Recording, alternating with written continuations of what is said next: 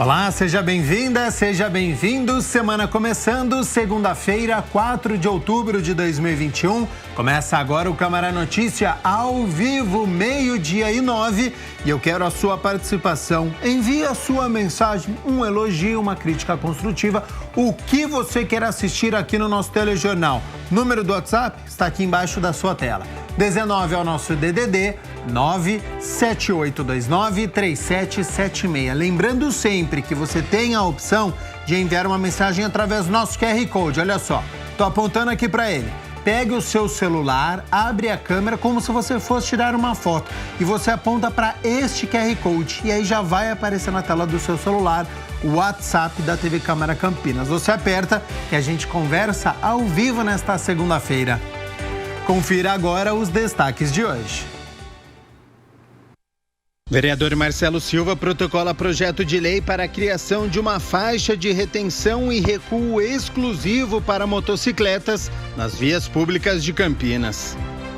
Vereador Rodrigo da Farmadic pede informações à Prefeitura sobre falta de farmacêuticos na Unidade Básica de Saúde do Jardim Aeroporto. Vice-governador do estado de São Paulo e secretário do estado anunciam nova verba para o hospital da PUC Campinas. E no esporte, Guarani perde fora de casa para o Brusque e se afasta do G4. Ponte Preta é prejudicada pela arbitragem e sofre gol no último minuto de pênalti inexistente. E olha só, o Centro Cultural Luiz Braille está com uma campanha de arrecadação de fundos para despesas administrativas e adequações estruturais na sede. É ação e solidariedade na sua tela.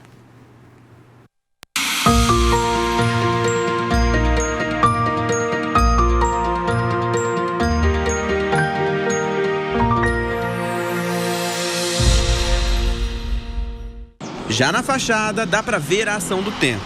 Paredes descascando e a necessidade de pintura, fazer a manutenção hidráulica e elétrica do prédio do Centro Cultural Luiz Braille. É por isso que a entidade está fazendo uma vaquinha virtual. Devido à pandemia, a gente teve que cancelar vários eventos. Caiu muito também a nossa arrecadação de associados. E eu tenho meus compromissos, né? Compromissos aqui com a parte administrativa, compromisso aqui com a reforma da instituição, que está precisando de uma pintura, de uma reforma.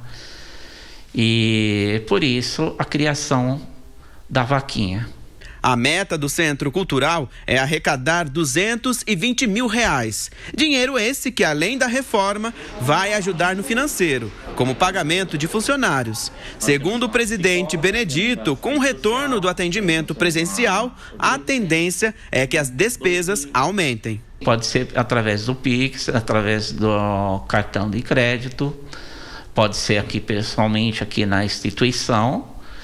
E o nosso telefone aqui, né?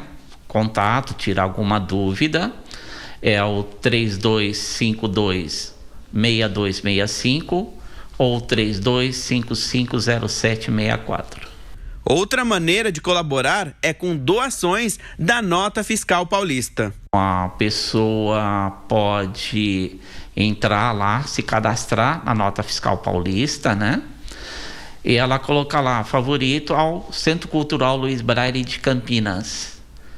Então, toda compra, você fazer no supermercado, no açougue, qualquer estabelecimento, você pode pedir a nota e você coloca seu CPF. 60% vem para a instituição e 40% é para você. O Frederico está no Centro Cultural Luiz Braille há 5 anos. Ele perdeu a visão por causa da diabetes e destacou a importância da instituição para quem frequenta e precisa. As atividades aqui pra gente é muito importante, não só pra gente, como para demais pessoas que vão precisar um dia. Assim como eu, que estou aqui há 5 anos, eu cheguei... Eu enxergava, então eu perdi a visão e eu tive que precisar das atividades. E se a gente não consegue manter as atividades, a gente não vai conseguir reabilitar novas pessoas para a sociedade. Para contribuir é simples, basta entrar no site www.vaquinha.com.br e procurar por ajuda o Braille. Pessoal, a gente precisa realmente de contribuição. Não importa se é 1, 2, 3, quanto for, a gente precisa da doação de vocês, da ajuda. Pois assim, vocês estarão contribuindo para que pessoas possam estar reabilitadas e a gente continuar o nosso trabalho na reabilitação dessas pessoas. Cada um contribuir faz uma diferença muito grande para nós.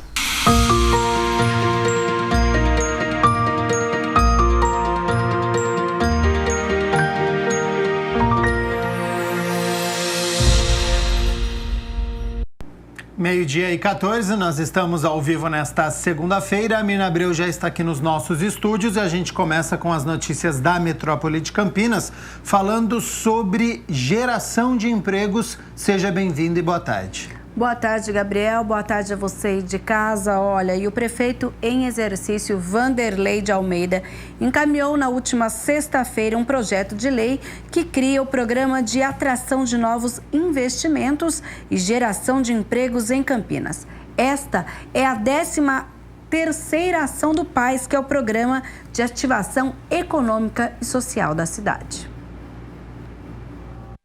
Eu tenho muita expectativa na aprovação por parte da Câmara e tenho muita expectativa no resultado que isso vai gerar. Eu acho que talvez aí a previsão nossa de 3,6 bilhões de investimento e geração de 5 mil empregos seja até subestimada diante do alcance que essa lei ela pode ter.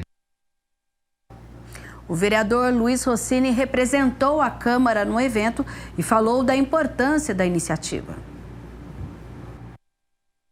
O objetivo maior é poder dar um atendimento, atenção a quem vive aqui, né? As famílias que são mais carentes, as famílias que perderam emprego, né? E que precisam, obviamente, de ter esse suporte, esse apoio da prefeitura. Eu, pessoalmente, quero dizer que fiquei bastante motivado também com a novidade aprovada agora nesse projeto para atração de investimentos, geração de empregos, por essas características que foram expostas pelo secretário Caiado. Primeiro, ampliar o leque para o setor industrial, da logística, centro de distribuição, call center, né?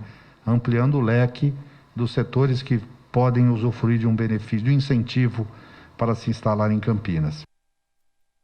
Rossini falou do compromisso da Câmara em votar projetos como este.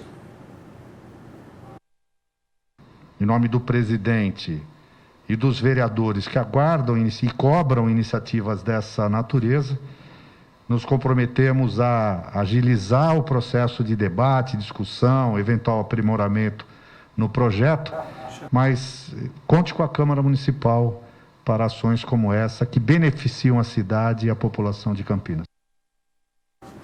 A proposta prevê incentivos fiscais, por exemplo, para indústrias, centros de distribuição, unidades de logística e serviço, call centers e empresas do setor de serviços, como da área de tecnologia da informação e da comunicação.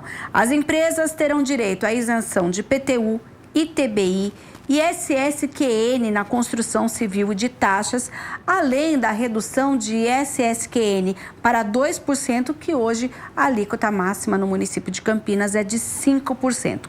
O prazo do benefício vai de 6 e 20 anos. Então, agora com o projeto na Câmara, passa pelas comissões, provavelmente será discutido em audiência pública e depois votado em plenário. Hora de nós falarmos sobre os números da Covid-19. Já a gente fala sobre vacinação no município de Campinas, mas antes, aquele panorama do nosso país e do estado de São Paulo. Gabriel, de acordo com o Ministério da Saúde, até este domingo, nós tínhamos 21.468.121 casos no Brasil desde o início da pandemia. São 9.004 casos registrados nas últimas 24 horas no país, com 597.948 óbitos registrados, e ficam aqui as condolências da TV Câmara Campinas. No estado de São Paulo, são 4.369.538 casos da doença, com 150.064 óbitos devido à Covid-19. Sobre vacinação agora, no último sábado foi aquele dia D de vacinação em massa aqui no município. E nós tivemos 22.708 doses aplicadas. Deste total, 22.177 foram de segundas doses, 212 primeiras doses e 319 de doses adicionais para aquele público que está tomando reforço. Nós tivemos aí a atuação de 1.100 profissionais da saúde em 60 unidades, centros de saúde espalhados pela cidade. Lembrando que a maioria dos agendados são de pessoas que receberam a primeira dose no dia 9 de julho. Agora, Mirna Abreu, a gente teve recentemente dias em que o inverno foi rigoroso na cidade de Campinas e a prefeitura da cidade divulgou um balanço desta operação inverno que foi realizada. Inclusive, nós trouxemos reportagens aqui dessa operação inverno, da abordagem das pessoas em situação de rua, e a prefeitura divulgou essa operação. Olha, foram aí... A gente teve o atendimento de 9.357 pessoas, 14.875 cobertores entregues, mais 2.424 encaminhamentos para o SAMIM, que é o Serviço de Atendimento ao Migrante, Itinerante e Mendicante. Nós temos aí o consultório de rua, atendimento para alimentação. Inclusive, nesse período em que o frio se tornou mais intenso, nós tivemos outros locais que também foram destinados para que as pessoas em situação de rua pudessem dormir. E agora a gente lembra que começa uma outra operação. A gente está ainda na operação estiagem, mas a operação inverno agora, né? Parabéns aí aos envolvidos neste trabalho. Sem sombra de dúvidas. Mirna Abreu, estamos no mês de Outubro Rosa, também com uma programação extensa. Essa programação começou no último dia 1º e a gente, inclusive, já vou dar um spoiler aqui. Olha, amanhã o nosso link vai ser justamente numa carreta do Hospital de Amor. A gente lembra que todo esse mês está tendo campanha para a cidade, para você, mulher, que tem mais de 40 anos e precisa fazer a mamografia. Mas são diversas atividades, inclusive que podem ser conferidas no site, que foi feito um hot site justamente para isso aqui em Campinas. Olha, é o www.campinas.sp.gov.br/Outubro Rosa 2021. O movimento também tem uma página no Facebook, que é o facebook.com/Campinas Outubro Rosa, e no Instagram também. O Instagram é @OutubrosRosaCampinas. A gente tem exposição, mobilização, palestra, e eu já vou falar, olha, hoje, a partir da 1h da tarde, começa o corte de cabelo gratuito com profissionais da beleza e doação de cabelos para a confecção de perucas lá no Salão de Beleza Simetria. Se você tem um cabelo longo e acha que essa é uma oportunidade para fazer a doação do seu cabelo, vá até esse local a partir da 1h da tarde, que eles vão fazer esse serviço. Corte de cabelo e você já faz uma boa ação doando aí esse cabelo para a confecção de perucas. Também temos aí palestras que já foram realizadas na manhã lá no Mário Gatti, e 1h30 a gente tem um evento lá no Hospital Ouro Verde também. E começa hoje e vai até o dia 17 um concurso de poesia e prosa com o tema Outubro Rosa Poesia da Rede Mário Gatti. Então, toda a Rede Mário Gatti, que é o Hospital Mário Gatti, o Hospital Ouro Verde e as UPAs aqui de Campinas, todos estão participando, né? E a carreta, que a gente vai falar, inclusive amanhã especial, hoje ela já está, olha, lá no Paço Municipal, e também tem uma outra carreta no Centro de Saúde Anchieta, funcionando das 7 da manhã às 5 da tarde, em ambos locais. E aí você que tem mais de 40 anos, mora em Campinas, leve o seu RG, leve o seu comprovante de endereço e vá até esse local atualizar a sua mamografia. E amanhã como eu já falei no spoiler, o André dá mais informações sobre como é a prevenção, como é feito o encaminhamento, tudo isso no Câmara Notícia desta terça-feira. Combinado, então. Amanhã mais informações sobre esta carreta. Mina Abreu, para nós encerrarmos as notícias da metrópole de Campinas, a Agência Nacional de Energia Elétrica autorizou a CPFL a cortar a energia dos inadimplentes, mesmo essa pessoa sendo de baixa renda. Essa autorização é para todas as concessionárias de energia elétrica e a CPFL, como é da nossa região, ela está então autorizada desde sexta-feira a interromper o fornecimento de clientes beneficiados com a tarifa social que estejam inadimplentes. Antes, a decisão é que esse corte havia sido suspendido em razão da pandemia. Agora, os clientes serão avisados das contas de energia sobre os valores em aberto previamente, antes da suspensão. E aí, depois, caso eles não façam o acerto, acontecerá realmente, mesmo quem tem essa tarifa social, aí o corte de energia. A CPFL diz que esse valor em aberto pode ser pago com cartão de crédito e também com conta na própria conta de energia. Para isso, tem alguns canais de comunicação.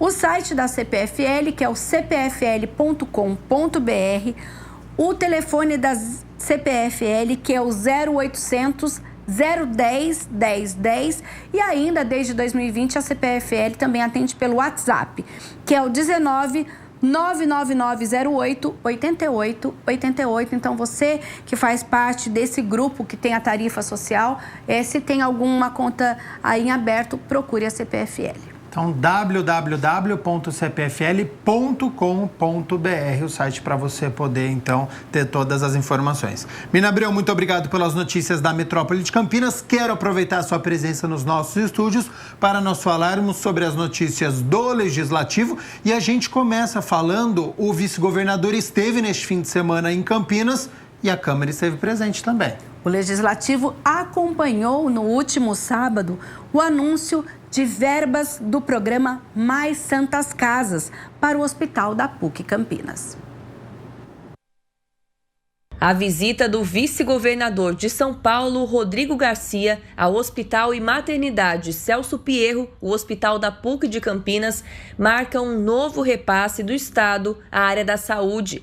Acompanhado do secretário do Estado, Giancarlo Gorenstein, ele anunciou um aporte de 108 milhões de reais a 33 instituições da região de Campinas, quase o dobro do que era destinado antes, no valor de 56 milhões de reais. Só para o Hospital da PUC, a verba vai saltar de 3 milhões de reais por ano para 35 milhões. O governo do estado criou o programa Mais Santas Casas. Esse programa apoia os hospitais filantrópicos de todo o estado de São Paulo, são mais de 300 hospitais filantrópicos e, além desse programa, o governo de São Paulo aportou mais recursos para que a gente pudesse ajudar esses hospitais. Um critério absolutamente justo, que é o faturamento SUS desses hospitais. Então, o Hospital da PUC de Campinas é um grande hospital que fatura muito para o SUS e ele recebe um aporte importante do estado de maneira permanente a partir de agora. Então, todos os hospitais que já recebiam algum valor do estado passam a receber um valor maior neste critério e também todos os hospitais filantrópicos que estavam fora do programa passam a receber esse apoio. A gente sempre pediu para as pessoas ficarem em casa para que nós atendêssemos a Covid. Elas atenderam, pioraram a sua condição clínica e hoje estão voltando aos hospitais. Nós temos obrigação de acolhê-las. E para isso, especialmente os hospitais que atendem o SUS, sejam Santas Casas e filantrópicos, precisam e merecem o nosso apoio através de recursos. Recursos esses que foram obtidos através da reforma administrativa, que poderão garantir para a saúde um melhor acolhimento para outras doenças, fazendo então com que nossa população seja atendida com dignidade. A Câmara tem ajudado desde o início da pandemia, né? Quando nós fomos até o governo do estado, na secretaria do Marcos Vignoli, onde ele destinou recurso para mais 50 leitos na nossa cidade, e agora vem o vice-governador e traz essa excelente notícia de que ele o governo está dando para a PUC Campinas, para o Hospital Celso Pierro, que já é um hospital que tem que atende a maioria dos nossos pacientes aqui da cidade de Campinas e também da região. Nós passamos por momentos difíceis e a PUC, ela teve o Hospital Celso Pierro, né? A instituição PUC Campinas, ela teve um protagonismo importante no enfrentamento da pandemia.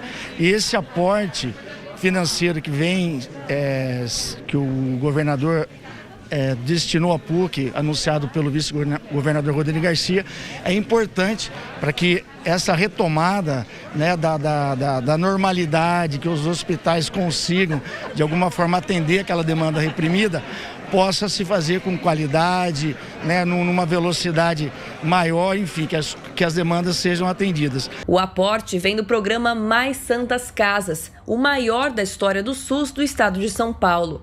Os recursos serão destinados já a partir deste mês de outubro e, se aprovado um projeto de lei assinado pelo governo estadual, será permanente em 2022. No Hospital da PUC de Campinas, o novo valor vai permitir uma ampliação dos serviços da pandemia e de outros serviços que estavam represados. O que é anunciado hoje aqui, embora não sendo um recurso diretamente no município, é no principal parceiro do município na área de saúde. O Hospital da PUC hoje é o principal convênio nosso, cuida da alta complexidade. A gente ficou aí com a quantidade enorme de cirurgias represada por esse período de pandemia, e esse anúncio, esse recurso que vai ser aportado na PUC, vai ser decisivo para a gente fazer frente a essas cirurgias. Hoje a gente recebe uma verba do Estado das cirurgias cardíacas infantis. Então é uma verba menor, né? E agora, com essa visibilidade da produção que foi demonstrado, a gente vem um recurso muito grande, como foi apresentado aqui, que para nós, virando lei até, que é algo que vai ser fixo, né, anualmente, a gente vai ainda sentar, tanto com a DRS 7, como com o município de Campinas, para ver a melhor forma de aplicar esse recurso dentro do que a gente faz hoje e até ampliando algumas coisas, né? Parte oncológica, cirurgia cardíaca, as cirurgias... Porque com a pandemia nós tivemos um represamento, né, de cirurgias, tanto eletivas como essas oncológicas e cardiológicas. Então o que a gente vai discutir agora é realmente ver como que a gente coloca esse recurso dentro dessas possibilidades. Questão de leitos, então isso vai ter que ser feito um plano de trabalho para a gente poder ver qual é a melhor prioridade para a população, né, para utilizar de forma adequada esse recurso, com certeza. Agora, Mirna Abreu, é hora de falar sobre uma homenagem que os parlamentares receberam. Os vereadores foram homenageados pelo Comando de Policiamento do Interior da Polícia Militar. E Michel Amorim é quem traz as informações.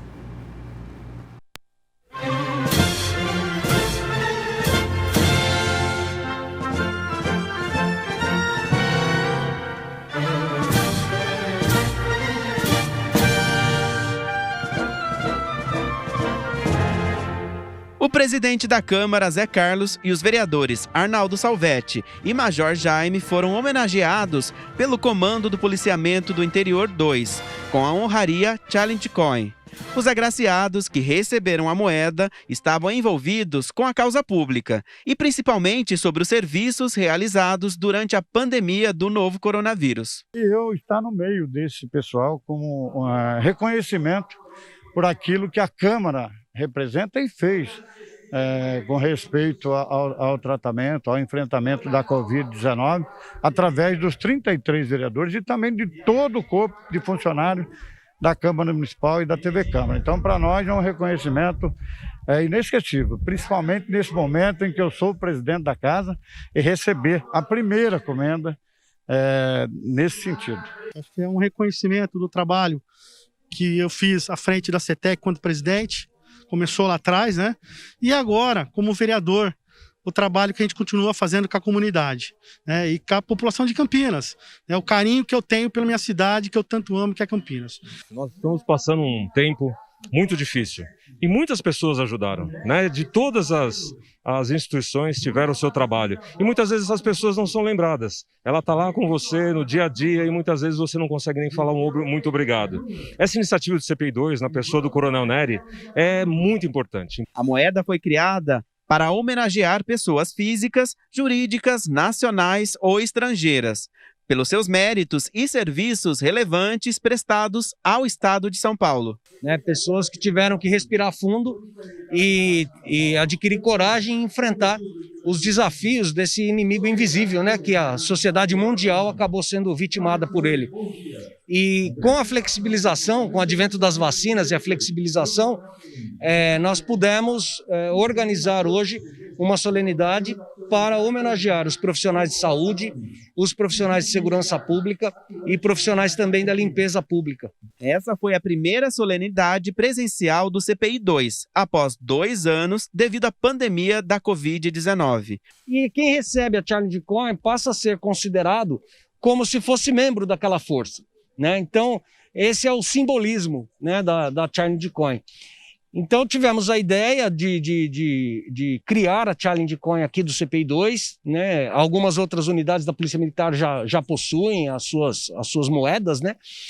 E nesse sentido, é um simbolismo do agradecimento a esses profissionais. Ainda no evento, o vereador Arnaldo Salvetti entregou para Vera Lúcia Neri Machado, esposa e viúva do comandante coronel PM Tadeu Simões Machado, falecido em março deste ano devido a um câncer, a medalha Exemplo Digno General Nelson Santini Júnior, da Câmara, pela contribuição do militar no campo da segurança pública. Então eu quero agradecer o coronel Neri, agradecer o pai dele, que foi comandante desse batalhão, que prestou excelente serviço, tanto é que o filho está aí assumindo o comando. Então, muito obrigado também, e eu me sinto com muita gratidão em entregar para a mãe dele a homenagem.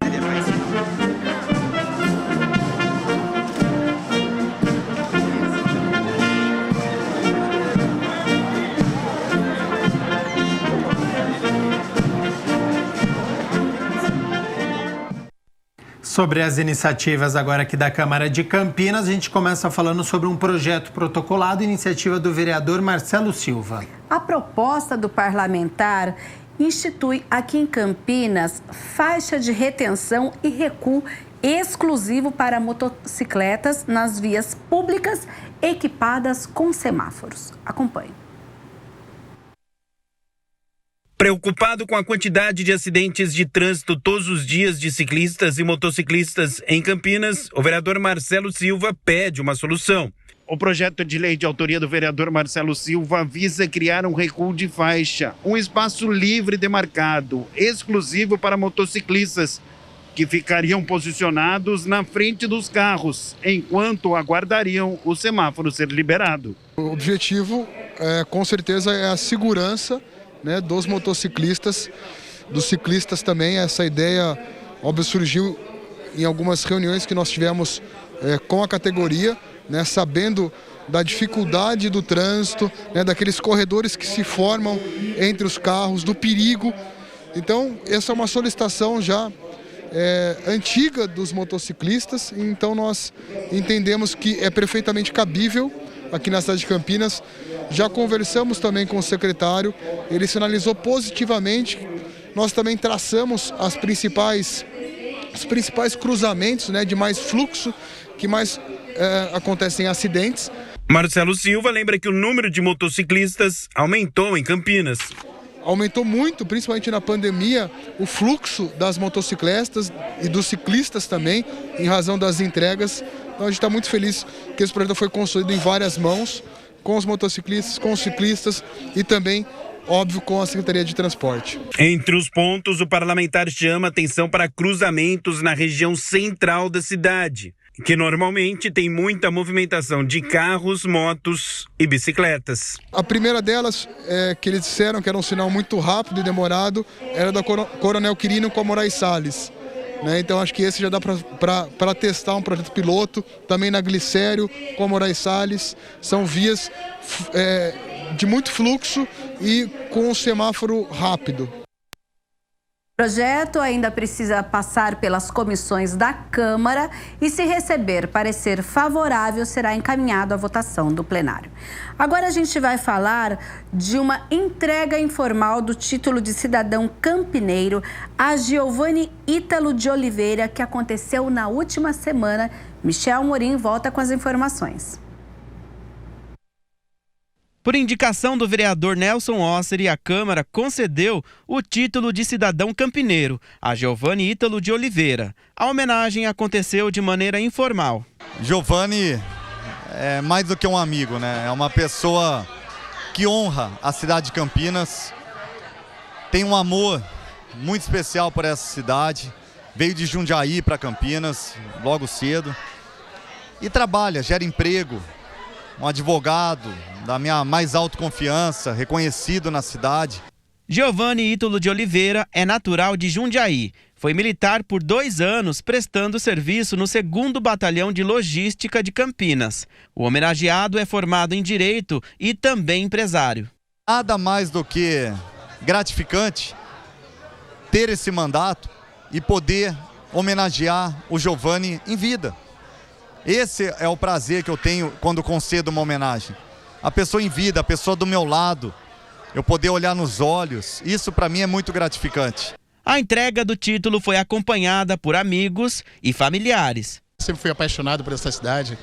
Era exatamente aqui que eu quis criar as minhas raízes, aqui que eu criei meus filhos, aqui que eu criei minha família.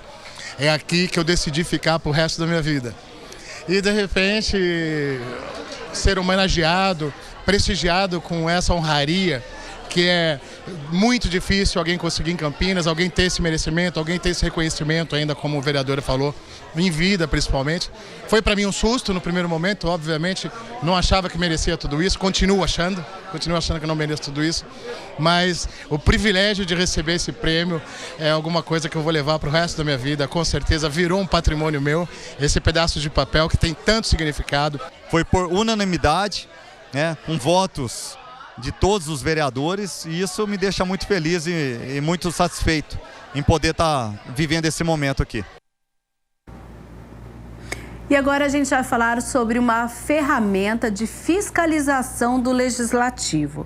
É que o vereador Rodrigo da Farmadic protocolou um requerimento pedindo informações sobre a falta de farmacêuticos na Unidade Básica de Saúde do Jardim Aeroporto. O vereador Rodrigo da Farmadic apresentou um requerimento onde solicita informações sobre a falta de farmacêuticos na Unidade Básica de Saúde do Jardim Aeroporto. Chegou até o meu conhecimento que o Centro de Saúde da Vila Aeroporto, apesar de ter sido atendido com obras de reforma, inclusive temos um posto de saúde novo agora para a região ali da Vila Aeroporto, ele ainda carece de estrutura de RH, inclusive com a falta de profissionais como farmacêuticos. Neste momento, o posto de saúde conta apenas com um farmacêutico para atendimento, sendo que o normal seria pelo menos 3, até porque nós precisamos ter os 2 períodos do funcionamento da farmácia e também, se numa eventualidade de uma falta, eventualidade de uma férias, nós precisamos ter outro farmacêutico para cobrir. Ainda que seja para o que ele esteja prestando serviço em outra área, ele possa estar atendendo lá. Bom, de acordo com o vereador, a falta de farmacêuticos foi confirmada através de um cartaz que foi exposto pela própria UBS em frente à farmácia que fica lá dentro, comunicando que tem apenas um profissional trabalhando, quando na verdade tinha que ter 3, por isso o tempo de espera é maior. O parlamentar destaca a importância do farmacêutico no atendimento de saúde. Aquele que faz a dispensação do medicamento, orienta o paciente da forma como ele deve fazer a administração do medicamento, sobre as possíveis reações adversas que pode ter. Então ele faz aquele controle e inclusive a assistência farmacêutica é importante no tratamento do paciente. Ainda segundo o vereador, o principal impacto negativo para a população acontece justamente por conta do horário do atendimento. Feito apenas, por exemplo, ou na parte da manhã ou na parte da tarde, nem todo mundo consegue o atendimento exatamente naquele horário. E o medicamento, muitas vezes, o paciente precisa para aquele dia, para aquele momento. E as farmácias, elas têm por uma determinação legal que para estar funcionando o atendimento tem que ter o farmacêutico presente. Então, esse é um problema que tem sido recorrente, que é a falta de atendimento em um dos horários do dia. Mirna Abreu, hora de nós falarmos sobre o trabalho das comissões e a gente começa com a que é presidida pela vereadora Débora Palermo. É a comissão que analisa e discute lá a área de proteção ambiental de Campinas, a APA Campinas, que teve uma reunião na última sexta-feira. Lembrando que a APA, a área de preservação ambiental, ela é de extrema importância, né, para o município de Campinas e toda a região. Eu costumo dizer que é o pulmão, é o nosso pulmão, né? Então, a preservação das nascentes, dos indivíduos arbóreos e da fauna, da flora, é muito importante para garantir qualidade de vida, preservação de espécie e respeito, né? Respeito ao meio ambiente e aos pares, né? Aqueles que convivem com a gente. A vereadora recebeu como convidada a Tereza Penteado, que representou o CONGEAPA, o Conselho Gestor da APA, e entre os temas abordados, crise hídrica no município, desafio da construção de uma nova barragem em região de APA e sobre empreendimentos em áreas de proteção ambiental. Para Débora Palermo, o papel do legislativo neste contexto é fundamental. É conciliar as duas coisas, né? A gente não é contra o progresso, os empreendimentos, as pessoas precisam de casa, a cidade avança, mas também conciliar para que a legislação, né, seja cumprida. Então, que venham os condomínios, que venham os empreendimentos em áreas de preservação ambiental, mas sempre respeitando a legislação vigente, né, para que a gente possa continuar tendo qualidade de vida. E também na última sexta-feira foi realizada a reunião da Comissão Especial de Estudos, presidida pela vereadora Guida Calisto e voltada à discussão sobre a importância do Instituto Federal de São Paulo, Campus Campinas, para o desenvolvimento econômico e social da cidade. A parlamentar recebeu no plenário trabalhadores que atuam na região do Campo Grande, onde está localizada a sede do Instituto. O tema central de hoje foi, de fato, discutir a presença do Instituto Federal naquele território, né? A sede do Instituto Federal é lá na região do Campo Grande, e foi discutir como que ele pode ser mais efetivo para aquela população que está ali, né? Que habita ali. A gente sabe de todos os problemas que aquela comunidade, que aquele território enfrenta, principalmente na pauta da educação pública, né, acesso, a falta de direito na assistência, educação, enfim. E aí nós trouxemos os profissionais da assistência social aqui do nosso município, que conhecem muito aquele território, que conhecem muito os habitantes ali, os alunos, a juventude, a população que habita ali. E aí nós trouxemos eles para a gente poder estabelecer esse diálogo, né? Como que o Instituto Federal pode, de fato, ter uma atuação efetiva naquele espaço. A vereadora anunciou ainda a prorrogação dos trabalhos da comissão, previstos inicialmente para 3 meses.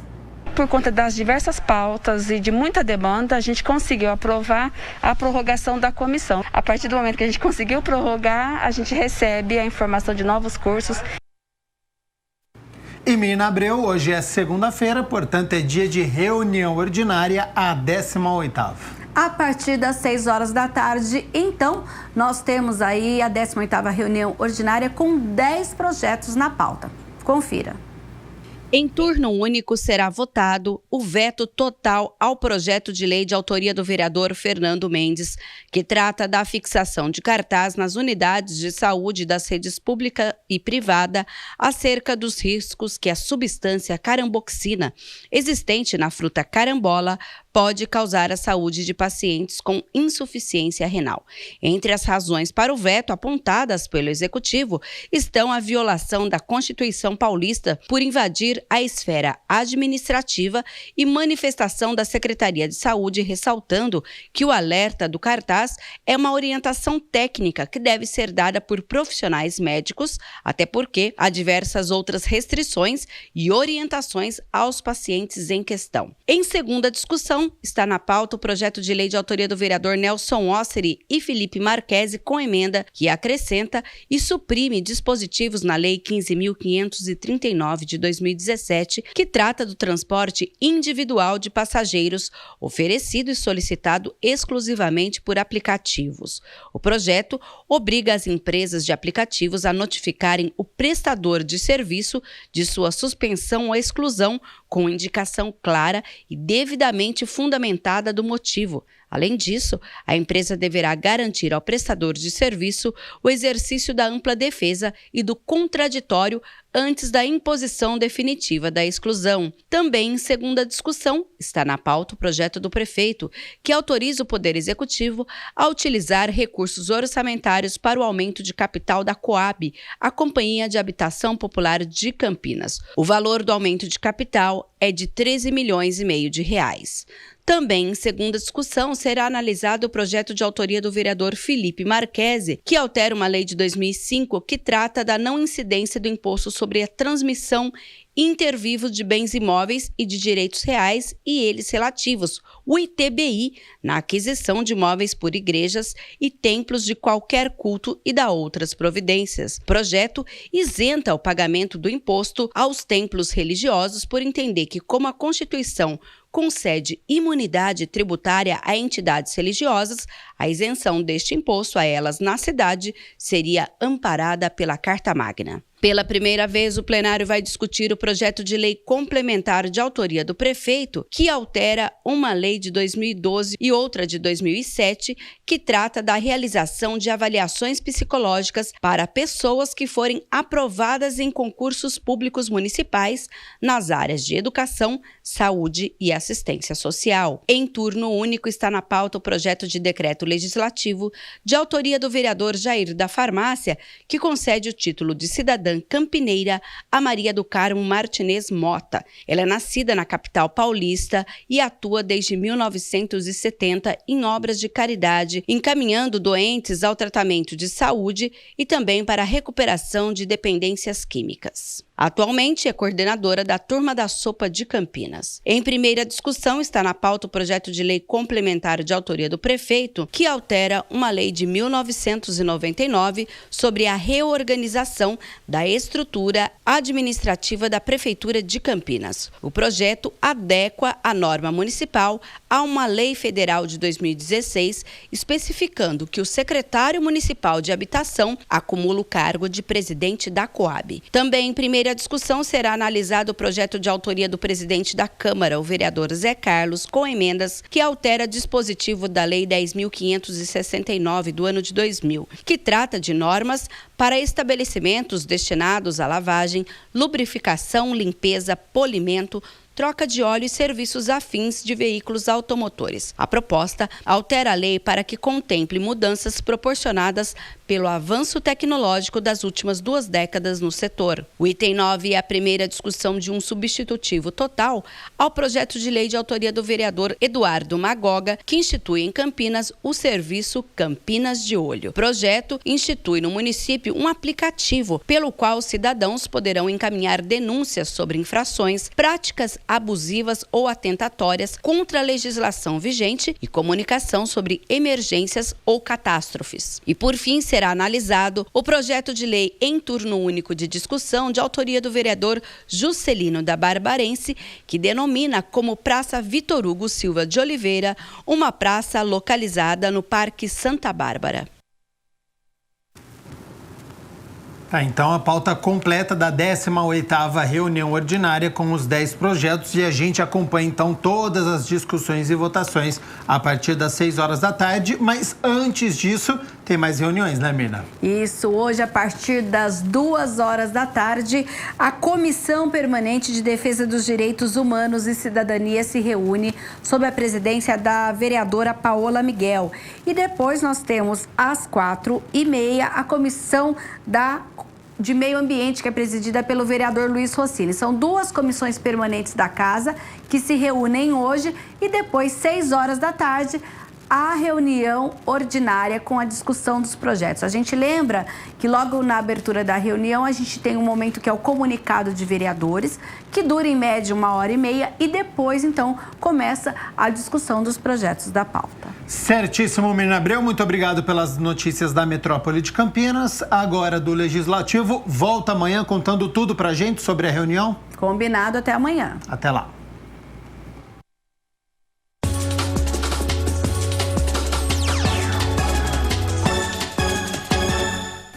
Hora de balançar as redes do Campeonato Brasileiro da Série B e o fim de semana não foi nada bom para as equipes de Campinas, viu? A Ponte Preta vencia o Vila Nova até os acréscimos do segundo tempo, quando o árbitro de vídeo entrou em ação e apontou um pênalti que não existiu. O Guarani foi até Brusque e não jogou bem e saiu derrotado. No primeiro tempo, as duas equipes fizeram os goleiros trabalharem. O Guarani chegou com o Eliel, que recebeu na esquerda e chutou no alto. Juan Carneiro fez bela defesa. Do outro lado, o Brusque atacou com o Thiago Alagoano, que após o bate-rebate invadiu a área e obrigou o Rafael Martins também a fazer grande defesa. Só que no segundo tempo, os mandantes tomaram conta. E aos 17 minutos, Carlão atropelou o Totti dentro da área. Pênalti que o artilheiro da Série B, Edu, não desperdiçou. 1-0 Brusque.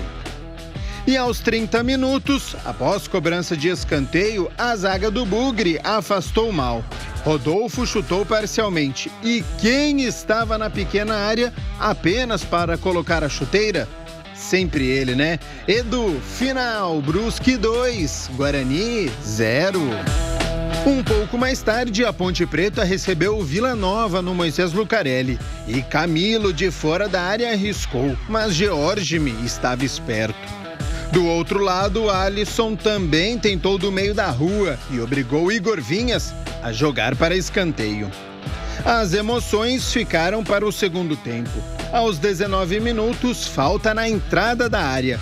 E Rafael Santos soltou a bomba no canto do goleiro, que quando viu a bola, já estava nos fundos da rede. 1-0 Ponte. A partida se encaminhava para uma vitória da Macaca. Até que aos 48 minutos veio o cruzamento.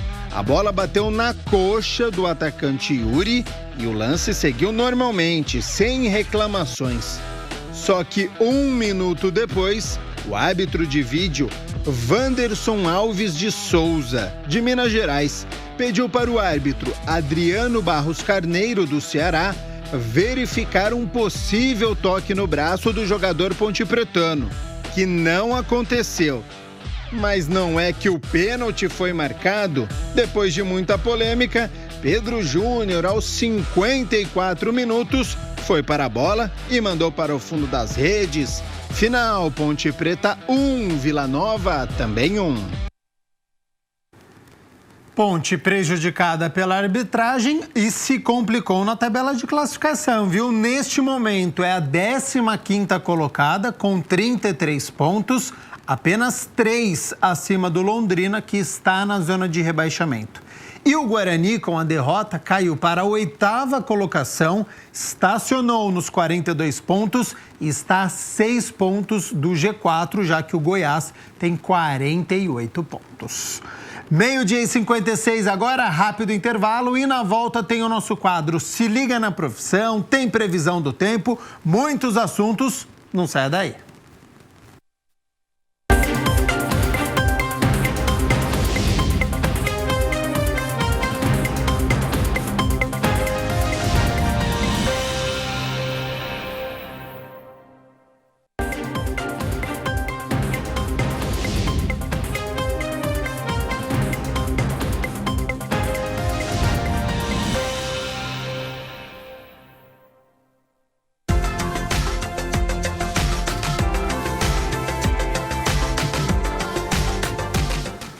Fim de semana de chuva aqui em Campinas e região. Na cidade, próximo a 7 milímetros, ventos também próximos a 40 quilômetros por hora.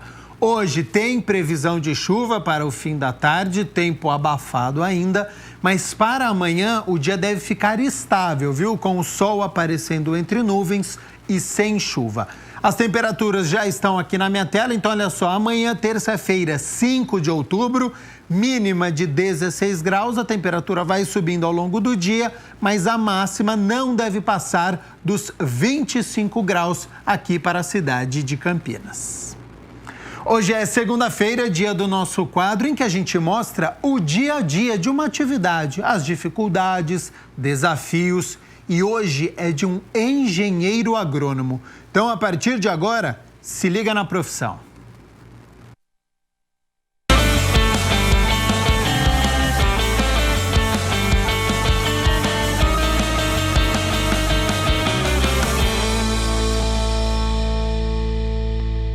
Bom, é o quadro Se Liga na Profissão e olha só que legal. Hoje a gente vai falar sobre engenheiro agrônomo.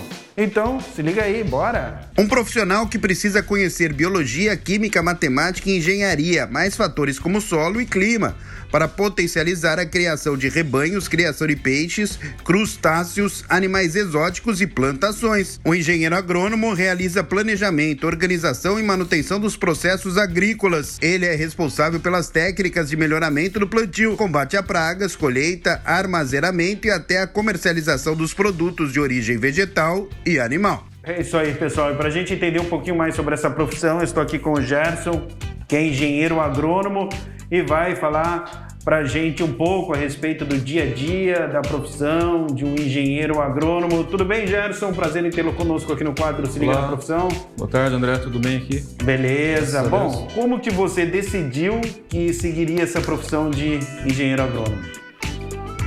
Então, inicialmente eu comecei como técnico agrícola e isso me despertou a atenção para continuar trabalhando com agricultura. Então a minha decisão pela agronomia foi porque ele tinha mais a ver com o curso inicial que eu fiz, de técnico agrícola. Então eu acabei optando pela agronomia, né? Então foi mais por esse vínculo que eu tinha já com uma profissão anterior. Bom, para o pessoal de casa entender direitinho, o que faz basicamente um engenheiro agrônomo? Então, o engenheiro agrônomo, na verdade, essa profissão ela é bastante eclética e a gente trabalha essencialmente com a produção de alimentos. Só que para você ter a produção de alimentos, tudo que tem efeito nessa produção acaba sendo a área de trabalho para o agrônomo. Então ele trabalha desde a área de conservação do solo, fertilidade do solo, a parte de produção de sementes, a parte de plantio e irrigação. Todas essas áreas estão conectadas dentro da agronomia. No meu caso, como eu optei para trabalhar numa instituição de pesquisa, a nossa atividade é um pouco diferente daquela do agrônomo de campo. Nós trabalhamos aqui, atualmente eu trabalho especificamente com café, e a gente trabalha desenvolvendo plantas que tenham melhor produção e melhor qualidade para atender a cafeicultura brasileira. Então, assim, eu diria que a gente pode ter agrônomos trabalhando nas diferentes áreas de conhecimento da agricultura, inclusive essa que eu estou, que é a parte da qualidade do café. Então, é uma profissão que tem uma amplitude bastante grande, né, de opções. E em tudo aquilo que a gente tem na nossa alimentação, basicamente tem o trabalho de um agrônomo por trás. Olha só. Seja na soja, no milho, no arroz, no feijão, no algodão, no café, no trigo, na cana, até na cerveja que a gente bebe, tem a cevada. A cevada vem da agricultura, vem da agronomia. Então, assim, ficaria horas falando para você se fosse entrar em detalhes de cada uma dessas opções aí. Você citou aí o café, que é inclusive hoje o que você trabalha muito com isso, né? Você preparou até um cafezinho pra gente aqui, mas é diferente, né? Do que o pessoal tá acostumado e tal. Eu gostaria que você detalhasse um pouco mais. Tem um café aqui, eu vou até degustar, pode ser? Claro, por favor. Vamos lá, então vai explicando pra gente, por favor, o Gerson. Experimentar também, eu espero que você goste do café. Gostoso.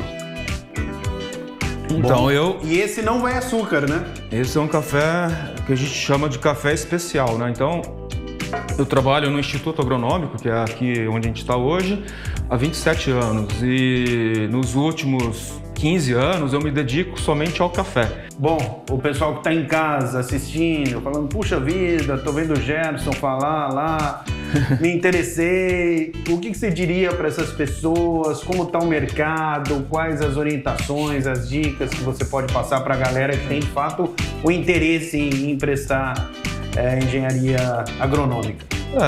Quando eu decidi pela agronomia, na época já se dizia, né, que era a profissão do futuro. Eu ainda acredito nisso, porque tudo que a gente tem no dia a dia nosso, na alimentação principalmente, provém da agricultura. Então, como o Brasil tem uma enorme área para ser cultivada, ele é o maior produtor de café, de várias outras culturas. Então, existe um campo muito grande para os profissionais atuarem e... se gostarem de café, tudo bem. A gente tem outras áreas de especialização que vai conduzir para essa finalidade. Então, eu diria assim, que a agronomia em si, a engenharia agronômica, é uma profissão, não porque eu sou, mas eu gosto muito do que eu faço e não senti nenhuma dificuldade de inclusão no mercado de trabalho, mas eu também optei desde da minha graduação para trabalhar com isso daqui. Então, esse aqui é o meu primeiro emprego. Eu entrei aqui no IAC em 94, estou até hoje, e pretendo continuar até aposentar.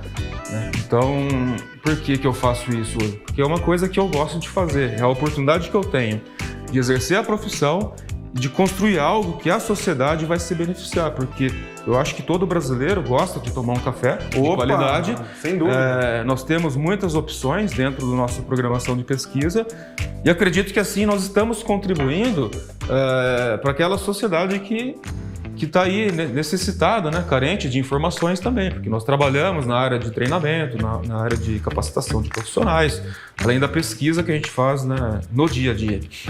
Bom, e para se tornar um profissional, claro que precisa fazer a faculdade. A faculdade tem 5 anos, é isso? Como é a faculdade? Como são as disciplinas? Então, os cursos de graduação em agronomia normalmente são 5 anos, a que eu fiz eram 5. Hoje, se eu não me engano, tem alguns cursos que tem um período mais curto, mas normalmente são 5 anos porque ela não é apenas agronomia, é engenharia agronômica. Então você acaba tendo disciplinas tanto da área de ciências exatas e ciências biológicas, né? Porque a gente acaba tendo disciplina da engenharia agrícola, da engenharia florestal, da própria zootecnia, da agronomia, todo num conjunto que é a grade curricular do agrônomo. Então, como eu falei no começo, um agrônomo pode trabalhar com bovinos, por exemplo, criação de boi. Ele pode trabalhar com reflorestamento. Por quê? Porque o curso dá condições, através dessas disciplinas, de atuar em qualquer mercado de trabalho. O campo é bom, então? O campo é vasto, é muito vasto. E eu acredito nisso ainda, que é a profissão do futuro. Por quê? Porque o Brasil é um país em desenvolvimento que ainda tem muitas áreas, muitas fronteiras agrícolas a serem exploradas. Então, não é só café, não é só a cana-de-açúcar, não é só a laranja. Tem muitas outras culturas que ainda nem foram descobertas. Em crescimento, que precisa de um trabalho de um profissional, tanto na produção quanto na pesquisa, né? Para desenvolver aquela provável espécie ou cultura de um novo alimento, alguma coisa nesse sentido aí. Quais os principais desafios da profissão, Gerson? Bom, eu vejo como um desafio o próprio tempo de duração do curso, que são 5 anos, não são todas as pessoas que têm essa disponibilidade, é um curso em período integral, geralmente. Hoje tem alguns cursos de noturno, se não me engano, mas normalmente, se você optar por uma universidade estadual ou federal, ele é um curso de período integral. Você precisa estar o tempo todo presente, então você não consegue muitas vezes associar trabalho com estudo, você tem que estudar. E assim, eu acho que não é a dificuldade, mas o desafio é que existem N profissionais se formando a cada ano, né? Então, apesar do mercado do trabalho ser bastante grande, há ainda uma grande competitividade ou competição para uma possível vaga que exista no mercado de trabalho, né? Mas tem isso que daí estar sempre se atualizando também. Exatamente, eu acho que esse é o diferencial, porque se você for um profissional apenas com a graduação, você limita um pouco as suas chances de competição para um concurso ou para alguma outra área que exija um conhecimento mais específico. Então, no meu caso, eu tive que fazer mestrado, fiz doutorado. O outro diferencial foi um pós-doutorado, então isso me habilitou a fazer o que eu faço hoje, inclusive nessa coordenação desse programa de qualidade, que o Brasil, se eu não me engano, é o único instituto aqui no Brasil, é o único que existe, que faz esse tipo de trabalho, unindo desde a genética da planta até o produto final. A gente fecha de ponta a ponta todo o ciclo produtivo. Então, eu poderia dizer que tudo isso está, de certa forma, sob o nosso controle. O controle do pesquisador, do profissional, em cada etapa, para conseguir os dados mais representativos e chegar nesse café de melhor qualidade. Beleza, Gerson. Muito obrigado pela entrevista. Eu vou tomar mais um cafezinho, tá bom? Tá. Opa! Vou servir aqui. Eu agradeço essa oportunidade. O tempo nosso é bastante curto, mas a gente está à disposição caso haja algum interesse específico. A gente está aberto à visitação e a gente espera por isso, né? Que terminando essa pandemia a gente consiga voltar às atividades normais, né? Recebendo e participando de treinamentos com as pessoas. Eu que agradeço então essa oportunidade. Obrigado. Valeu, muito obrigado. Mais um café aí. É isso aí. Saúde. Faz um tintinho aqui, ó. Se liga na produção.